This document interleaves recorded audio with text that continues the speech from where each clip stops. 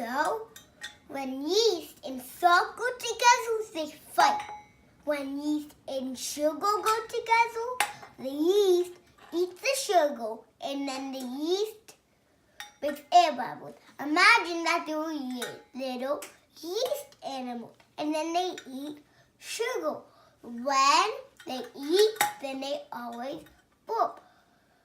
And then they make air bubbles. So the air bubbles make our challah soft.